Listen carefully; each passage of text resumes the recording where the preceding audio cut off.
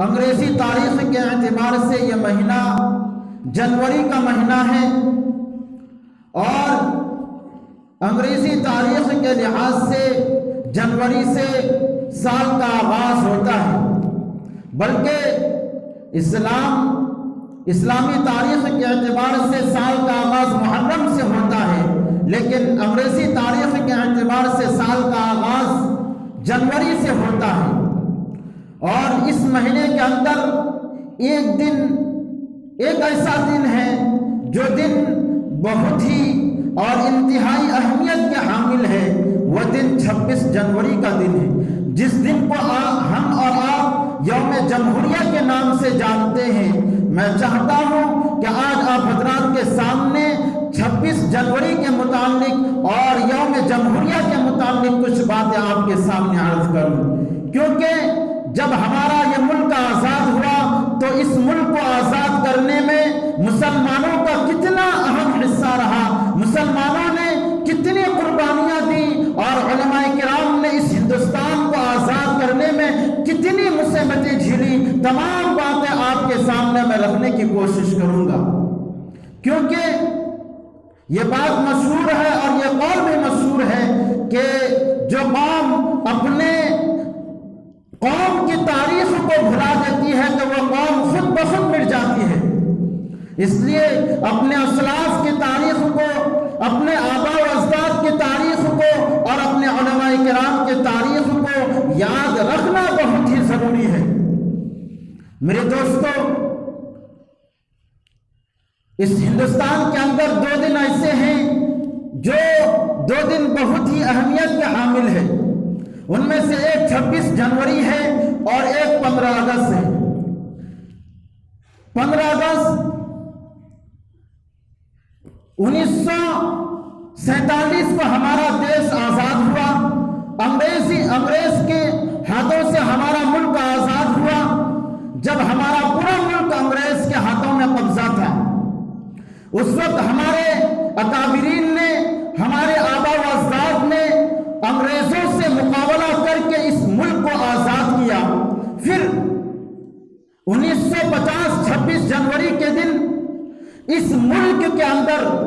یعنی ہندوستان کے رہنے والے تمام شہریوں کے لیے ایک ایسا قانون نافذ ہوا۔ اس قانون کے اندر یہ لکھا ہوا ہے کہ اس ہندوستان کے رہنے والے ہر ایک آدمی کو، چاہے وہ مسلمان ہو یا سکھ ہو یا عیسائی ہو یا ہندو ہو، ہر ایک کو اپنے اپنے مذہب پر عمل کرنے کی آزادی حق حاصل ہے، جس کو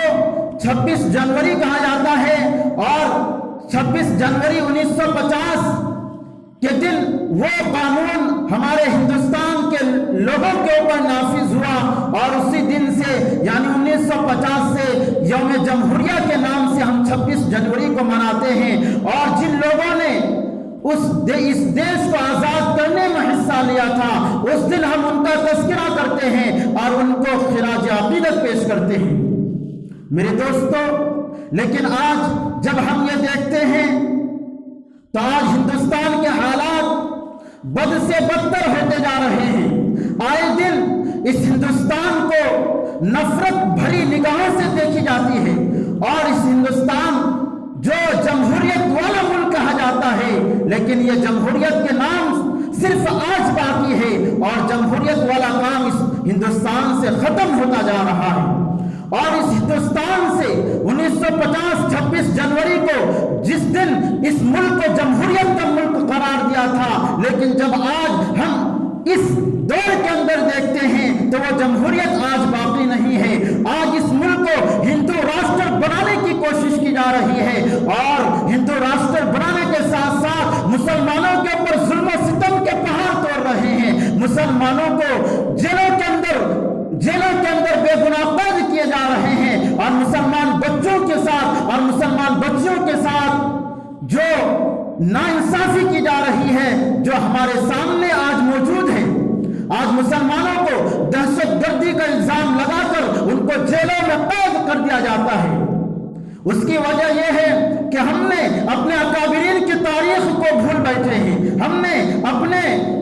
تاریخ کو بھلا دیا ہے کہ ہمارے آبا و اجداد نے، ہمارے اکابرین نے اور ہمارے رہنماؤں نے اس ہندوستان کو آزاد کرنے میں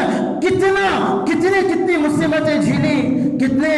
دردناک واقعات سے گزرے، لیکن آج ہم ان سب چیزوں کے اوپر غور و فکر نہیں کرتے ہیں، بلکہ جیسے ہی 26 جنوری کا دن آتا ہے وہی ہم اپنی رسموں کو برقرار رکھتے ہیں، ہم جھنڈے لہراتے ہیں اور جلسے وغیرہ منعقد کرتے ہیں، لیکن ہمارے دلوں کے اندر ایک مایوسی بھی چھائی ہوئی ہے، وہ یہ ہے کہ آج اس جمہوریت کے ساتھ، آج اس قانون کے ساتھ کھلواڑ کیا جا رہا ہے۔ آج جو ہر ایک ہندوستانی کا حق ہوتا ہے، آج اس ہندوستان کے اندر ہر ایک انسان کو، ہر ایک شہری کو اس کا حق نہیں دیا جا رہا ہے۔ میرے دوستو، اس ہندوستان کو آزاد کرنے میں مسلمانوں کا سب سے بڑا اہم رول رہا ہے۔ اگر اس ہندوستان کو آزاد کرتے وقت مسلمان نہ ہوتے تو خدا کی قسم آج بھی ہمارا ملک انگریز کے ہاتھوں میں ہوتا، لیکن آج وہ لوگ جو یہ دعویٰ کرتے ہیں، جو مسلمانوں کے خلاف یہ بیان بازی کرتے ہیں کہ مسلمانوں کو اس دیش سے بھگایا جائے، مسلمانوں کا اس دیش کے اندر کوئی حصہ نہیں ہے، میں پوچھنا چاہتا ہوں ان لوگوں سے جنہوں نے ہمیں اور آپ کو اس ہندوستان سے بھگانے کی کوشش کر رہے ہیں، جو اس ہندوستان کی جمہوریت والے ملک کو ہندو راشٹر بنانے کی کوشش کر رہے ہیں، کیا وہ اس ہندوستان کے آزاد کرتے وقت ان کے آبا و اجداد موجود تھے؟ وہ تو انگریزوں کے غلام تھے، وہ تو انگریزوں کے تلوے چاٹ رہے تھے۔ میرے دوستو، بہت وقت لگا ہے، بہت محنت لگی ہے اس ہندوستان کو آزاد کرنے میں۔ جب 26 جنوری کا دن آئے تو صرف ہم جھنڈے نہ لہرائے، بلکہ ہم اس دن اپنے اکابرین، اپنے آبا و اجداد اور اپنے تمام شہداء کرام کے واقعات کو پڑھے اور لوگوں کے سامنے بیان کرے۔ جو ہمارے ملک کے اندر انتشار اور اختلاف پھیلے ہوئے ہیں، اس کو ہم ختم کرنے کی کوشش کریں۔ آج ہمارے ملک کے اندر کتنے بچے ایسے ہیں جو تعلیم حاصل کرنا چاہتے ہیں، وہ چاہتے ہیں کہ میں اچھے سے اچھا تعلیم حاصل کروں، اچھے سے اچھے ایجوکیشن حاصل کروں، لیکن وہ تعلیم سے دور رہتے ہیں۔ اس کی وجہ یہ ہے کہ ان کے پاس وہ استطاعت نہیں ہوتی ہے، ان کے پاس اتنی طاقت نہیں ہوتی ہے کہ وہ اچھے سے اچھے تعلیم حاصل کرے۔ ہمارا ایسے موقع پر یہ حق بنتا ہے کہ ہم ان بچوں کو اچھے سے اچھے تعلیم دلائے اور ان کی مدد کرے اور ان کو کندھے سے کندھے ملائے، کیونکہ آج جو ہمارا ملک بربادی کے دہانے پر ہے، آج جو ہمارے ملک کے اندر جو نفرتوں بھری تقریر کی جاتی ہے، جو ہمارے ملک کو ہندو راشٹر بنانے کی کوشش کی جا رہی ہے، اس کی یہ وجہ یہ ہے کہ آج وہ لوگ تعلیم سے دور ہے، اس لیے کہ جن کے پاس اچھی تعلیم ہوگی، جن کے پاس اچھی تربیت ہوگی، تو وہ کبھی بھی اپنے ملک کا غدار نہیں بن سکتا، کبھی بھی وہ اپنے ملک کو خراب استھتی کی طرف نہیں لا جا سکتا۔ آج یہی وجہ ہے کہ ان کے پاس علم کم ہے، ان کے پاس تربیت کم ہے، ان کے پاس یہ تمام چیزیں نہ ہونے کی وجہ سے آج ہندوستان کے یہ حالات پیدا کر چکے ہیں۔ مسلمانوں کو طرح سے قوانین لا کر کے مسلمانوں کو پریشان کرنے کی کوشش کی جا رہی ہے، کبھی NRC CAA اور NPR جیسے قوانین لا کر مسلمانوں کو پریشان کیا جا رہا ہے، کبھی مسلمانوں کو جان سے مارنے کی دھمکی دی جاتی ہے، اور کبھی مسلمان جب اکیلے سفر کرتے ہیں، جب اکیلے کہیں پر جاتے ہیں تو جب دیکھتے ہیں کہ یہ مسلمان ہیں، ان کے چہرے کے اوپر داڑھی ہوتی ہے، ان کے سر کے اوپر ٹوپی ہوتی ہے، تو یہ سمجھ لیتا ہے کہ یہ مسلمان ہے، یہ مسلمان ملک کا غدار ہے، ان کو اس ملک سے نکالا جائے۔ میرے دوستو، آج ہمیں اور آپ کو یہ سوچنی چاہیے کہ جب 26 جنوری کا دن آئے تو ہم سب سے زیادہ جمہوریت کو فروغ دے، سب سے زیادہ ہم اپنے اکابرین کے تاریخ کو بیان کرے کہ ہمارے اکابرین نے کتنی مصیبتیں جھیلی ہیں، کتنے عزائم کو برداشت کیے ہیں، جب جا کر کے ہمارا یہ ملک ہندوستان آزاد ہوا ہے، اور آج جمہوریت کے ساتھ کھلواڑ کیا جا رہا ہے۔ عزیزان گرامی،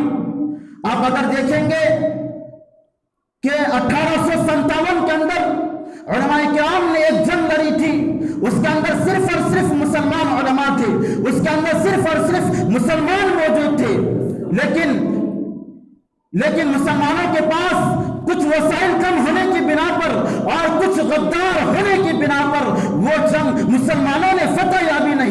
مسلمانوں نے اس جنگ کے اندر کامیابی حاصل نہیں کی، لیکن مسلمانوں کے دلوں کے اندر ایک جذبہ تھا، ایک شوق تھا، اور ان کے دلوں کے اندر ایک آزادی کی چنگاری ابل رہی تھی کہ ہمیں اپنے ملک کو غلامی سے آزاد کرانا ہے، انگریزوں کے ہاتھوں سے چھین کر اپنے ملک کو اپنے قبضے میں لینا ہے۔ لیکن مسلمانوں کو کامیابی حاصل نہیں ہوئی، لیکن مسلمانوں کے اندر جو جذبہ تھا، جو شوق تھا، وہ برقرار رہا۔ پھر آگے چلتے چلتے ایک انگریز نے جو ان کے غلام تھے، ایک انگریز نے اس وقت مسلمانوں سے پوچھا، جو مسلمانوں کے بہت بڑے سیاستدان تھے، لیکن وہ انگریز کے غلام بن چکے تھے، وہ انگریز کے قبضے میں آ چکے تھے۔ جب انہوں نے اس انگریز نے اس مسلمان لیڈر سے کہا کہ بتاؤ، اگر ہم تمہارے مسلمانوں کے اوپر حکومت کرنا چاہتے ہیں تو اس کے لیے سب سے پہلے کس چیز کو ختم کرنا پڑے گا؟ تو اس مسلمان سیاستدان نے جواب دیا کہ اگر تم مسلمانوں کے اوپر حکومت کرنا چاہتے ہو، کیوں؟ اس لیے کہ جنگ آزادی میں سب سے زیادہ مسلمان شریک رہے ہیں، اور مسلمان اس ملک کے اندر بہت زیادہ ہے، اس کے لیے ضروری ہے اگر تم مسلمانوں کے اوپر حکومت کرنا چاہتے ہو تو سب سے پہلے تمہیں اس ملک سے علماء کو ختم کرنا پڑے گا، مسلمانوں کو اس دنیا سے ختم کرنا، مسلمانوں کو اس ملک سے ختم کرنا پڑے گا۔ پھر 1861 کے اندر انہوں نے دو بات کہی اس مسلمان سیاستدان نے کہ اس ملک کے اندر اور مسلمانوں کے اوپر قبضہ جمانا چاہتے ہو تو دو چیزوں کو ختم کرنا پڑے گا، ایک قرآن کریم کو اور ایک علماء کرام کو۔ کیوں؟ اس لیے کہ مسلمانوں کے اندر، علماء کرام کے اندر جہاد کا جذبہ موجود ہے، جب تک تم اس کے دلوں سے جہاد کا جذبہ نہیں نکالو گے تب تک تم اس ملک کے اندر قابض نہیں ہو سکتے۔ پھر انہوں نے 1861 کے اندر 3 لاکھ سے زائد قرآن کریم کو جلا دیا گیا، قرآن کریم کو نذر آتش کر دیا گیا۔ پھر اس کے بعد 1864 سے لے کر کے 1867 تک علماء کرام کو ختم کرنے کا فیصلہ کیا کہ علماء کرام کو کس طریقے سے اس ملک سے ختم کر دیا جائے۔ پھر اس 3 سال کے اندر 1864 سے لے کر کے 1867 تک مسلمان علماء کرام کو 14,000 علماء بلکہ 14 لاکھ علماء کرام کو نذر آتش کر دیا گیا، اور دلی کے چاندنی چوک سے لے کر کے لاہور تک، دلی کے چاندنی چوک سے لے کر کے لاہور تک کوئی ایسا درخت نہیں تھا کہ جس درخت کے اندر علماء کرام کی گردن اس پر نہ لٹک رہے ہو۔ اب ذرا بتائیے، کوئی ایسا درخت نہیں تھا جس درخت کے اوپر علماء کرام کی گردن موجود نہ تھی۔ پھر آہستہ آہستہ علماء کرام کو ختم کرنے کی کوشش کی۔ اسی طریقے سے علماء کرام کو سوروں کی کھال میں لپیٹ کر کے علماء کرام کو تنور میں ڈالا گیا، اور اس کے بعد علماء کرام کو کئی ہزار علماء کرام کو سوروں کی چربی میں ملا کر ان کو نذر آتش کر دیا گیا، اور ان کو بوریوں میں ڈال کر کے سمندر میں پھینک دیا گیا، اور اس کے اوپر سے گولی چلا دی گئی۔ یہ علماء کرام کی محنت تھی۔ اگر علماء کرام اس وقت نہ ہوتے تو آج بھی ہمارا ملک ہندوستان آزاد نہیں ہوتا، آج بھی ہمارا ملک ہندوستان اس جمہوریت کو قائم نہیں رکھ سکتا۔ آج ہم اور آپ یہ سمجھتے ہیں اور جانتے ہیں کہ یہ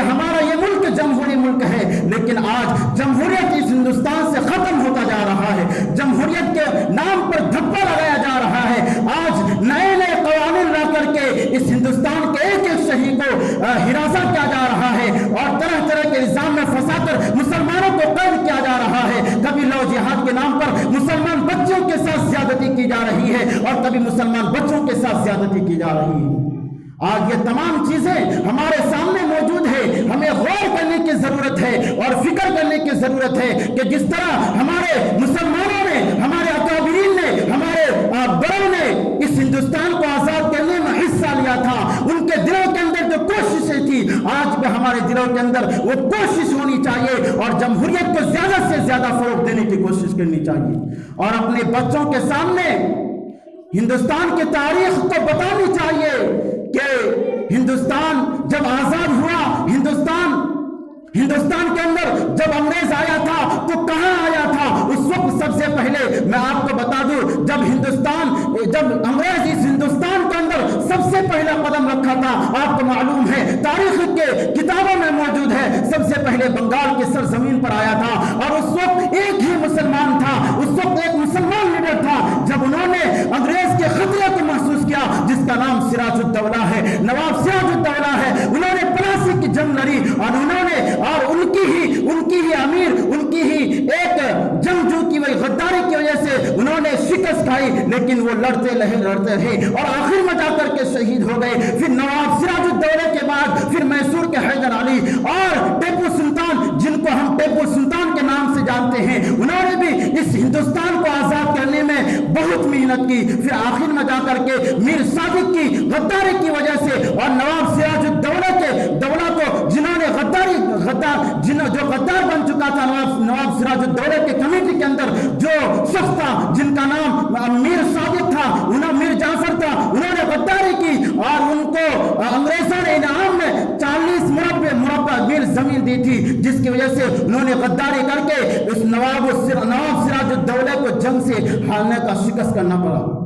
پھر اس کے بعد ٹیپو سلطان نے بھی 4 جنگیں لڑی، پھر وہ بھی ان کی ہی آدمی کے غداری کی وجہ سے، میر صادق کی غداری کی وجہ سے وہ بھی شکست کھا گئے، اور انگریز نے اس وقت کہا کہ ہمارے راستے کے اندر جو سب سے بڑی رکاوٹیں تھی، آج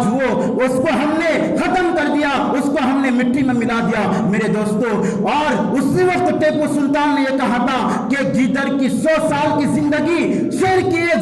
ایک دن کی زندگی سے بہتر ہے۔ آپ سوچئے، جس کے اندر جہاد کا جذبہ ہوگا، جس کے اندر اپنے ملک کی محبت ہوگی، وہ کبھی بھی اپنے ملک سے غدار نہیں ہو سکتے۔ میرے دوستوں، میں آپ کے سامنے ایک آخری بات بتا دینا چاہتا ہوں، ہمارے علماء کرام نے اس ہندوستان کو آزاد کرنے میں کتنی مصیبتیں جھیلی ہے۔ ایک کا نام ہے مولانا جعفر تھانسی رحمت اللہ علیہ۔ جب ان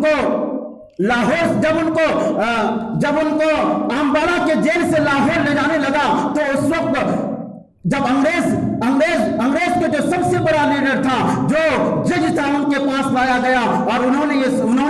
انگریز نے اس سے کہا کہ تم ایسے سدھرنے والے نہیں ہو، یہ ملے ایسے سدھرنے والے نہیں ہیں، تمہیں تو لوہے کے پنجرے میں ڈال دینی چاہیے۔ اس انگریز جج کے حکم سے ان علماء کے لیے مولانا تھانسی اور مولانا ایک اور مولانا ہے، بلکہ 3 علماء ہے، انہوں نے ان کو اس پنجرے کے اندر ڈال دیا گیا، اور اس پنجرے کے اندر لوہے کی نوکیلے سلاخیں بنا دی گئی تاکہ وہ ادھر نہ چپکے اور ایک ہی جگہ بیٹھے رہے، اور ان کے اوپر لوہے کی سلاخیں ڈالی جا رہی تھی۔ پھر اسی پنجرے کے اندر ان کو بند کر کے ان کو لاہور سے ملتان تک لے جا گیا۔ اور کیسے لے گیا آپ کو میں بتاؤں، وہ جو پنجرا تھا، اس پنجرے کو لاہور کے اندر ٹرین کے اندر مال گاڑی کے ڈبے کے اندر ڈال دیا گیا۔ جب ڈالا تو ان کے جسم سے وہ خون بہ رہا تھا، ان کے چہرے سے وہ خون بہ رہا تھا۔ جب ان کو ملتان لے گیا، لانے کے بعد جب شام ہوئی تو جج نے کہا کہ کل صبح تمہاری پھانسی کا حکم ہے۔ تو وہ جو علماء تھے، وہ جو 3 علماء تھے، وہ خوشی سے جھومنے لگے۔ تو اس انگریز نے کہا کہ تمہیں خوشی ہو رہی ہے، تمہارے لیے تو پھانسی کا فیصلہ آ گیا ہے۔ وہ کہنے لگے، مولانا جعفر تھانسی رحمت اللہ علیہ کہنے لگے کہ ہم اس سے خوش ہو رہے ہیں کہ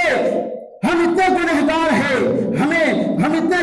ہیں کہ ہمیں بستر پر موت آئے، لیکن آج تو ہماری موت پھانسی پر ہونے والی ہے، اور ہم تو اپنے رب کے پاس جا ملنے والے ہیں، ہم تو حضور پاک صلی اللہ علیہ وسلم سے جا ملنے والے ہیں۔ تب اس انگریز نے جواب دیا کہ تم جس موت کی تمنا کرتے ہو، ہم اس موت کو بھی ہم تمہیں نہیں دیں گے، بلکہ تمہیں 14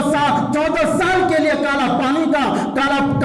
کا سزا دیا جا رہا ہے۔ جب اس کالا پانی کے سزا کے لیے ان کو لے جایا جا رہا تھا، اور جب ان کے بچوں اور بیویوں کے ساتھ آخری ملاقات کرائی، جب ان کے بچے ان کے پاس آئے، جب اپنے باپ کو دیکھا کہ ان کے باپ کے ہاتھوں میں ہتھیلیاں تھی اور ان کے باپ کے پیروں میں زنجیریں بندھی ہوئی تھی، تب اس کے بچے نے رونے لگا اور رو کر کہنے لگا، ابو جان آپ کی یہ حالت آ گئی ہے۔ تو اس علماء نے، اس مولانا نے کہا، مولانا تھانسی رحمۃ اللہ علیہ نے سب جواب دیا کہ بچے یاد رکھنا، اگر میں کالا پانی سے واپس آ گیا تو ٹھیک ہے، اگر رب نے مجھے زندہ رکھا تو ٹھیک ہے، نہ تو کل قیامت کے دن میدان محشر میں ملیں گے۔ اسی طریقے سے اس کی بیوی بھی رو رہی تھی، چلا رہی تھی، پھر ان کو بھی اسی طریقے سے جواب دیا۔ میرے دوستو، آپ جانیے کتنی مصیبتیں ہمارے علماء کرام نے، ہمارے مسلمانوں نے اس ہندوستان کو آزاد کرنے میں محنتیں کی، لیکن آج اس محنت کے اوپر پانی پھیر دیے جا رہے ہیں۔ آج ہمارے